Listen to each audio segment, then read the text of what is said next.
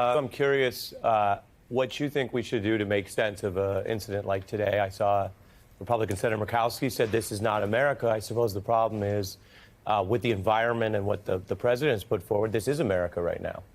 Yeah, something amazing happened in my hour.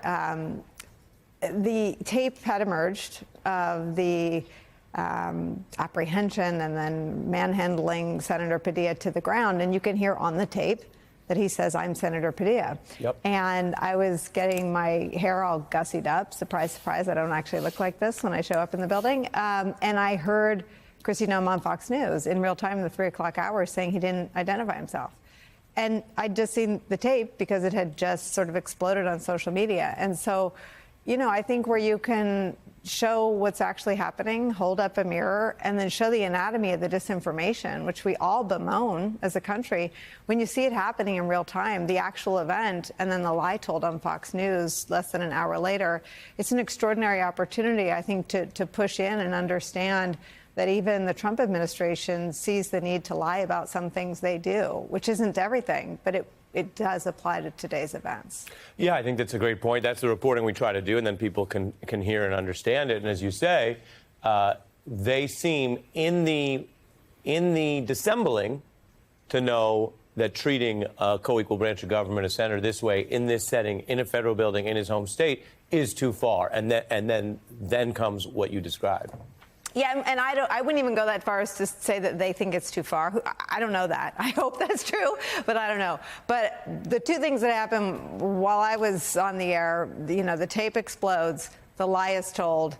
At least as far as I was able to monitor Fox, I've been on the air for 2 hours, so I don't know if at this point anyone has fact-checked the secretary.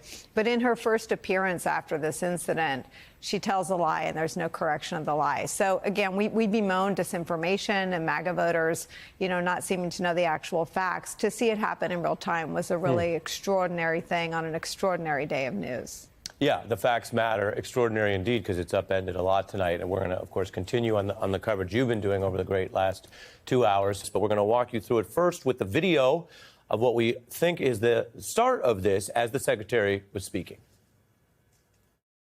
Leadership that this governor and that this mayor have placed on this country and what they have tried to insert into this city. So I want to say thank you to every single person that has been able to do this.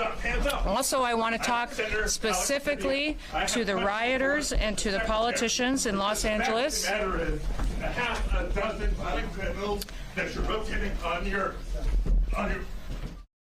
That is the beginning of the incident as we understand it, and it does matter, of course, what was happening and what was said. Indeed, as my colleague Nicole Wallace has reported and just referred to, there is now even some debate and pretty blatant misrepresentations from the Trump administration about what was said in those early moments. The video that I mentioned that's gone fully viral and that you'll see in a moment shows more of that from a different angle. From the audio feed that you heard there, you can't quite make out what Senator Padilla was saying.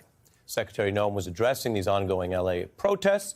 The Times reports that when the senator first entered, he began to question the authenticity of a bank of mugshots behind the secretary. So that was one of the initial points of contention. The two were also supposed to meet today and later did.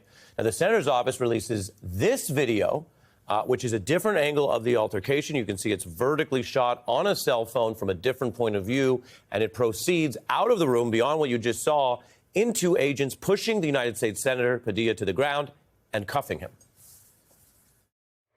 Sir, hands up, hands up. I'm Senator Alex Padilla. I have questions for the secretary, because the fact of the matter is a half a dozen violent criminals that you're rotating on your I also want to hands off. How many of our ICE agents have been shot? On the ground. Hands behind your back. Hands behind your back. If you let my hands go, I put behind my back. All right. Cool. Other hand. Lay flat. Lay flat. Other hand, sir. Other hand.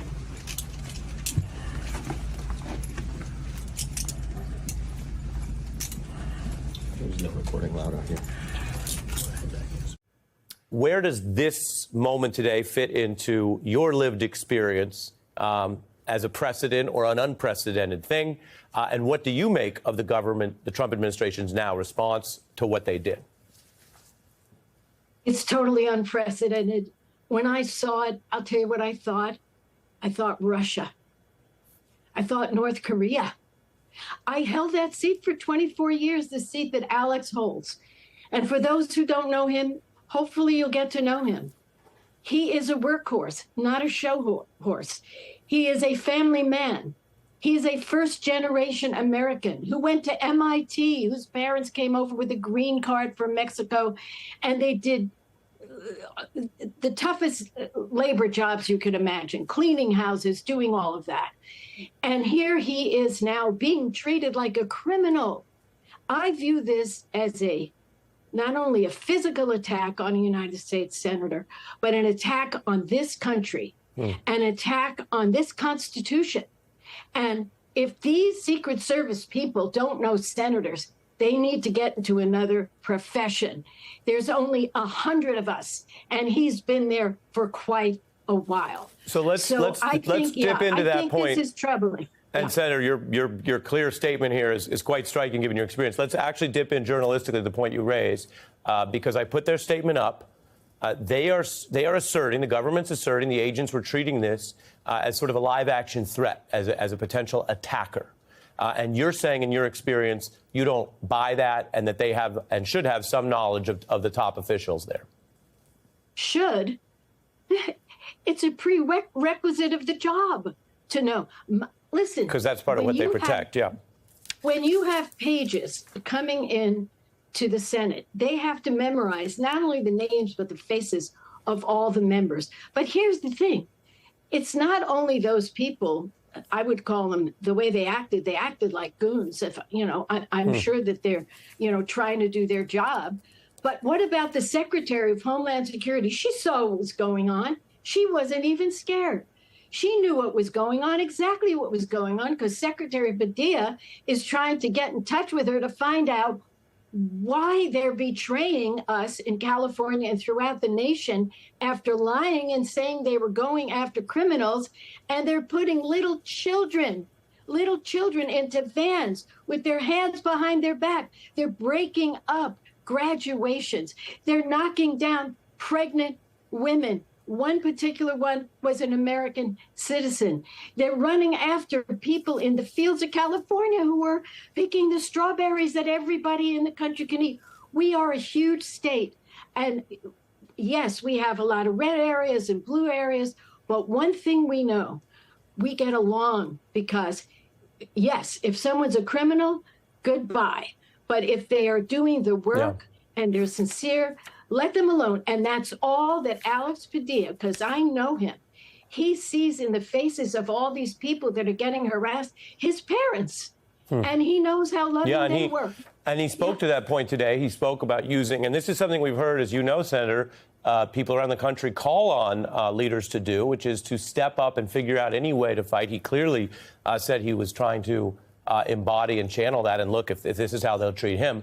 We've been careful today to show the video. The video really speaks for itself in this instance, but also report out the government response from the administration. Here was what the secretary said on Fox in part. This man burst into the room, started lunging towards the podium, interrupting me and elevating his voice, and was stopped, did not identify himself, and was removed from the room. So as soon as he identified himself, appropriate actions were taken. A fact check and then your response. I'll say here in the newsroom, we've consulted the video. We've played it more than once.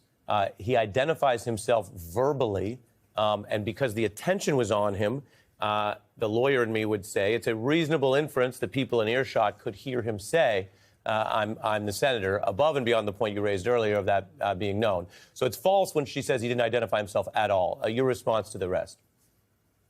Yeah, and again, she stood there. She saw the whole thing happen. She didn't even break her sentence. This man came. She knows who the senators are. She had to go before the Senate for a confirmation. But here's the thing. I did something I haven't done ever since I left. I contacted John Thune today, and I said to him, this is an attack on the United States Senate. This is an attack on the institution of the Senate, because anybody anybody in the course of their work, if they weren't able to get in touch with the secretary and she was in their state and their people were getting abused and harmed without due process and nabbed and disappeared and identifying themselves, my goodness. And, you know, again, you got to know Alex. Alex is Let me the ask you calmest person. on Senator Thune. You're saying, and again, you have this emeritus role, right? You guys go on the floor. You have a special role. I will say that in public, the Majority Leader Thune has said, quote, he wanted to get the facts and find out what happened before we make any comments about it. The facts are somewhat available on video. Is that an acceptable response to you, or what do you want to hear from him? Well, I'm glad he didn't just do what the Speaker of the House did, which is bow down to the king and say, you know, oh, the senator was terrible. You know, he doesn't know anything that happened. So I'm going to give him the time. But I was happy to write to him. I CC'd Chuck Schumer, and I said, this is wrong for the Senate. We are an equal branch of government. We are doing our work. He is doing his work. This isn't pleasant to go there and confront her, but he can't get an answer. Again, why? You have to ask the question.